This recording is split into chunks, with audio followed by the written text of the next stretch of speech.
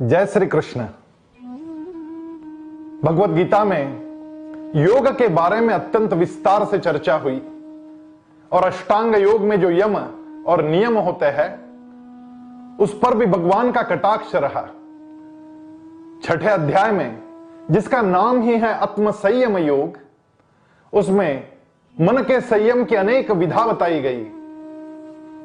यम का मतलब ही संयम होता है और संयम से ही यम का आरंभ होता है।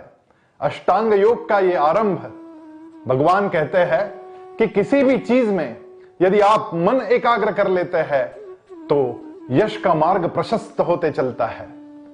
यहां पर एक बहुत सुंदर श्लोक भगवान कहते हैं, शनै शनै रुपरमेद बुद्ध्या धृति गृहीतया आत्मसंस्थम मनः कृत्वा न किंचिदपि चिंतयेत।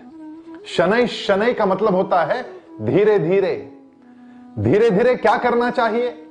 यशस्विता के लिए शनै शनै रुपरमेद बुद्ध्या धृति गृहीतया, बुद्धि को धृति यानी धैर्यपूर्वक बुद्धि रखकर आगे बढ़ना चाहिए।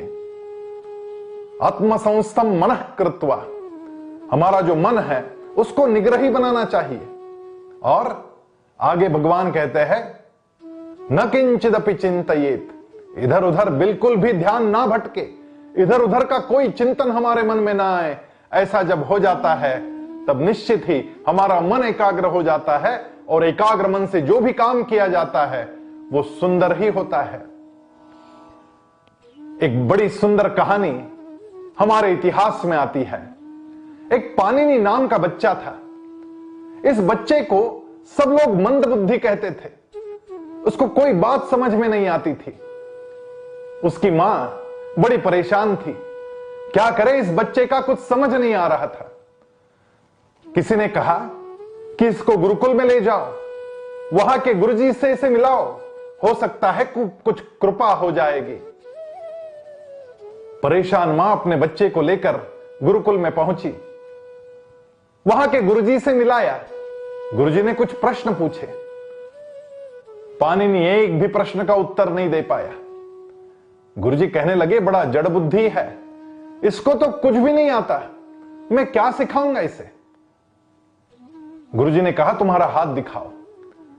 गुरुजी ने हाथ की रेखाएं देखी और गुरुजी आश्चर्यचकित रह गए। गुरुजी ने कहा तुम्हारे हाथ पर तो रेखाएं ही नहीं है, खास करके विद्या ग्रहण की जो रेखा होती है हाथ पर, वो रेखा नहीं है तुम्हारे हाथ पर, तुम कुछ नहीं सीख पाओगे। पाणिनि को बहुत बुरा लगा। जब गुरुजी ने मना कर दिया तो मां पाणिनि को लेकर फिर घर पहुंची। पाणिनि को एक काम दिया गया था, रोज कुएं पर जाकर पानी भरकर लाना। सुबह दोपहर शाम कुएं पर जाकर पानी भरने का काम यह पाणिनि करता रहा। लेकिन उसके दिमाग में एक ही बात चलती रही कि गुरुजी ने मुझे मना कर दिया क्योंकि मेरे हाथ पर वो रेखा नहीं। किसी से उसने जाना कि ये रेखा होती कहां है। उसको बड़ा बुरा लगता था कि मेरे हाथ पर विद्या की रेखा नहीं। जब पानी खींचता रहता था रस्सी से तब उसके मन में आता था कि मेरे हाथ पर यह रेखा कैसी आ सकती है। और जब उसने एक दिन देखा कि जिस रस्सी से पानी खींचा जा रहा है वो रस्सी आते जाते वहां पर जो पत्थर था उस पत्थर को भी लकीर बना गई थी। पाणिनि ने बड़े आश्चर्य के साथ उस बात को देखा और पाणिनि कहने लगा करत करत अभ्यास के जड़मती होत सुजान, रसरी आवत जात है सिल पर पड़त निशान। ये रस्सी ऊपर नीचे होती है और शिला पर उस पत्थर पर भी निशान पड़ जाता है। तो मेरे हाथ पर क्यों नहीं निशान पड़ सकता? मेरे हाथ पर यह लकीर क्यों नहीं आ सकती? उसने वहां का एक पत्थर उठाया और अपने हाथ पर चीरते हुए वो लकीर बना ली। और फिर उस आश्रम में जाकर गुरुजी से कहने लगा कि देखिए गुरुजी मेरे हाथ पर लकीर है, मैं भी सीख सकता हूं, मेरे ऊपर कृपा करें, मैं बहुत मन लगाऊंगा, अपने मन को एकाग्र करने का प्रयास करूंगा। गुरुजी ने जब पाणिनि का यह निश्चय देखा तो गुरुजी ने पढ़ाना आरंभ किया और बड़े एकाग्र मन से पाणिनि ने पहला पाठ सीखा और रात भर प्रयास करके अगले दिन गुरुजी को वो पाठ पढ़कर दिखाया।